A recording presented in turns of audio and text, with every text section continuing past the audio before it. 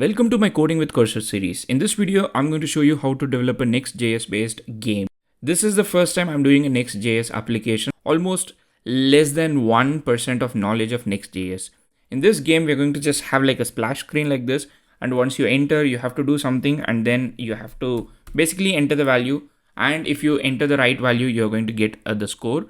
If not, nothing is going to happen. We are going to code this completely from scratch so that when we design, this may not look exactly like that, but I hope you get the point. We're going to start from complete scratch, like zero, and then we are going to proceed further until the level that where you can run this game locally. If you're interested in deployment as well, let me know in the comment section. I can make a separate video for that. But today, this is what we are going to do. We're going to use a cursor with Claude 3.5 Sonnet to do the same, and we are going to start with Next.js. Okay, here's what you have to do. The very first step, go to whatever that you have got, browser, and go to Next.js templates. Once you go to Next.js templates, you would see this website from Vercel. And Vercel has got this Next.js boilerplate, and this is what we're going to do now. So this is a Next.js project bootstrapped with create next app. So this is exactly what we're going to do. What you're going to do is open your terminal and then say npx create next app latest. For this to work, you should have already had Node.js installed on your local machine, I guess, which in my case, I already have got.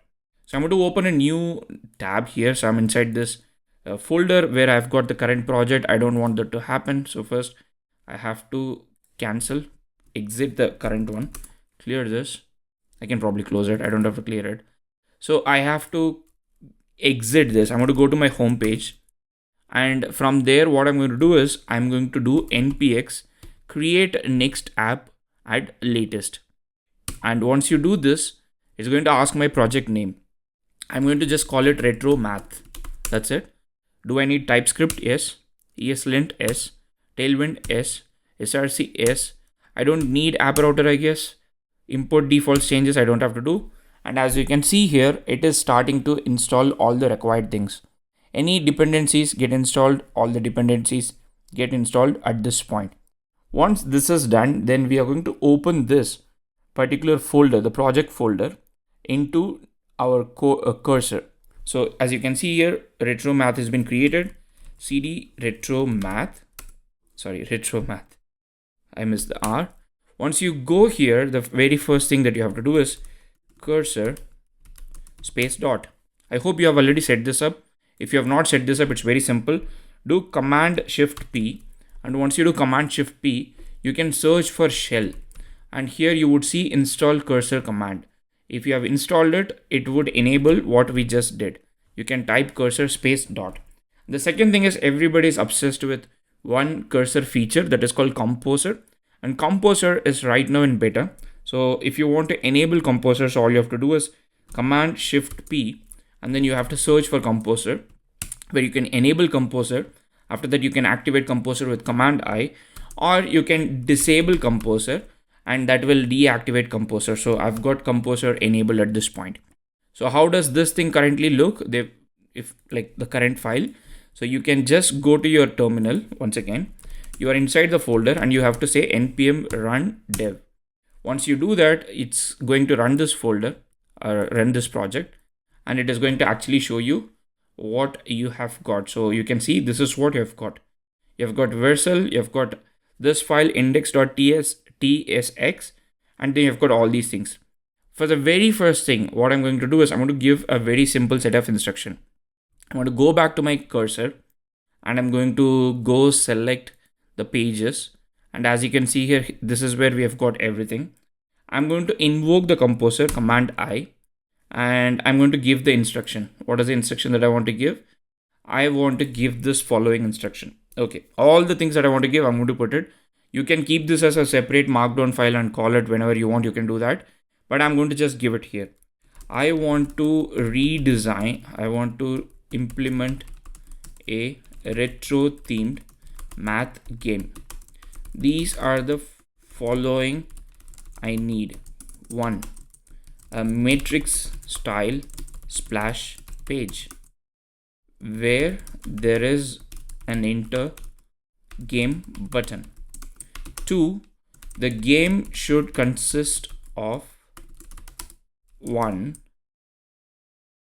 the math topics, then score when the user enters correctly, few chances for a wrong answer, a game over screen when the user exceeds the chances. Let's stick to just a few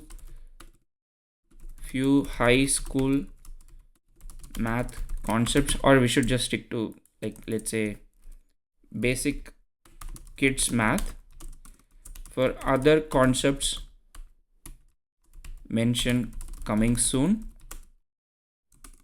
replace all the existing landing page with that matrix retro themed design. That's it. I'm going to just send it, and as you can see here, it's going to start making changes. Primarily it is going to make changes in the index.tsx file, which is what we have got, and it is going to ask us to review the changes, and it is going to let us make the changes whenever we want. So it's explaining us what it's doing. So as you can see here, the state variables to manage the game started, there is a game over screen, splash screen, game over screen. It's adding a matrix code GIF to the public. It's asking me to do it, which probably I'm not going to do it. For now, I'm going to just accept all.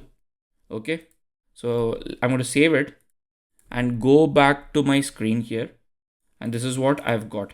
Enter the matrix and more topics too. I don't have any math challenge. Okay, so let's go back here. This time what I'm going to do is I'm not going to use composer.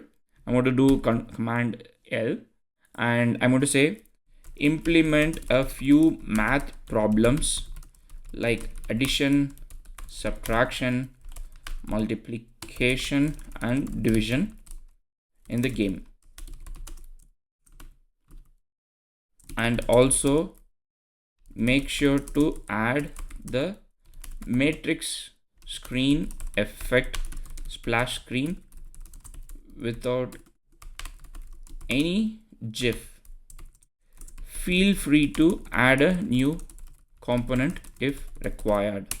Okay, so I've said this because during my testing it actually added a separate splash screen with a bunch of things, but it seems like it's not going to add a separate thing. So let's stick to the existing one, and it is adding certain things. I'm going to apply the changes here, apply to the entire file, and as you can see here, you can see what kind of changes that it has made, and you can see some good changes. Okay, save this. Is there any other changes? Okay, what are the changes? Remove the import image, the matrix rain component that uses HTML canvas to create the matrix rain effect, splash screen, and then all these things. I'm going back here. I'm not sure if it is going to create any issue. Okay, as you can see here, there are some issues. What are the issues that we have got? We've got reference can't find variable home. Where do we have home here? Home, line number 28, is it? It says, okay, I'm going to just simply call this here and send this here. I'm not going to make a lot of changes here and there to see if it's going to, okay, it seems because the home component is not properly exported. It is exported, I guess. I'm not sure. Let's see. What is the change? Remove the image component. That is cool. This ensures home component is properly exported. Make sure home component is at the top of your file and all the other components. This seems strange. I've got only index.tsx file, doesn't seem to have other files. Okay, so I have made a code based search here so that it actually understands the different parts of code base. This is only recommended only if you have got if you want it to consider all the other code bases. And as you can see here, okay, it's going to make some changes here and continue, and okay, continue. It's making those changes. Okay, first thing, I didn't accept it, did I? First change, continue. There is a change happening here. Go back and then see. It has made some changes. to the splash screen. And the second one, I'm going to go here, apply, continue, and then come back here and then see if there is anything. And after that, it is saying replace this with this one in the splash screen. Cool. It is adding these changes, adding more changes. Let's wait for it to finish adding. After it finishes adding, we can just select accept or reject. Okay, there's a splash screen change, accept all. Just going to accept it. And then finally there is a splash screen change on start a difficulty, a bunch of other things. I think after this is done, it should ideally work. Even now it didn't create individual components, I guess, but let's see. I want to refresh this. It's got the same error. That's strange. I'm going to start a new chat just to keep everything clean. I'm going to say unhandled runtime error reference. Okay, I'm going to just chat now with this particular file, index.tsx. Okay, it goes on to make some more changes. Apply to the entire file. So define home as constant, arrow function. It says a few things that I don't understand easily in English.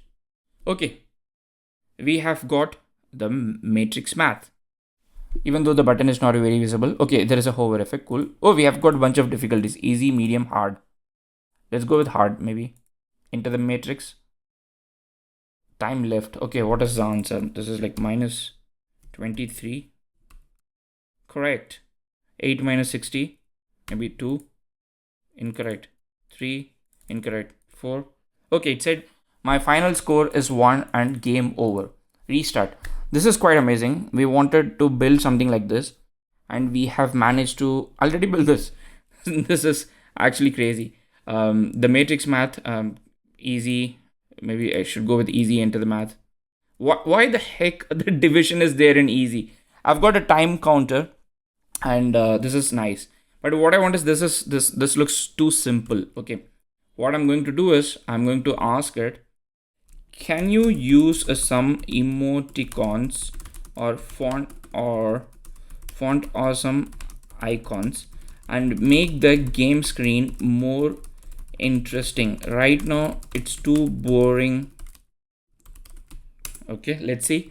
This is nice. This does everything that we wanted, but if I tell you that, this is what I designed with AI, probably would be like, oh, I don't have to do all those things. One thing that actually worries me usually is that whenever it makes the current file larger and larger, it becomes very hard to debug later on whenever we have an issue. So I usually prefer asking it to give me a separate component file, which might help us. It has rewritten the page. Let's go back. Oh my goodness, what is the issue? To apply this. Maybe I didn't do it properly. Accept it. Cool. Is there a what is failed to compile? Module not found. Can't resolve module not found. What do I have to do? I think I might have to install it separately, I guess. Let me check. Can we use cdn.js maybe? Let's see. I guess I have to install this. I think that is how this works.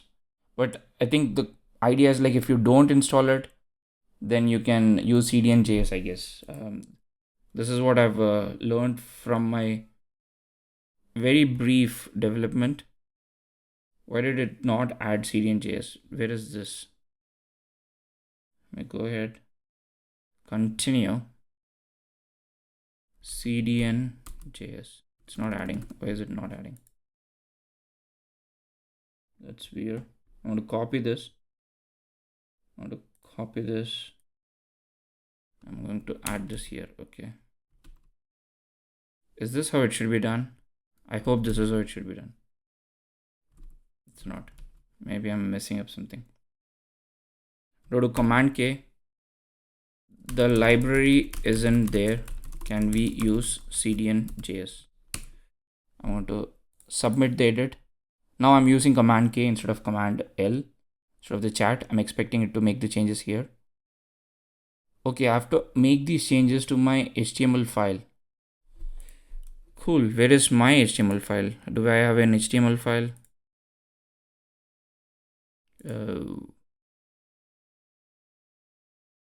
This is React. Yeah, apply this, continue this. I think it's going to delete those files. That I can understand. But where do I add the script file? I think this is the frustrating part of coding with AI without any knowledge.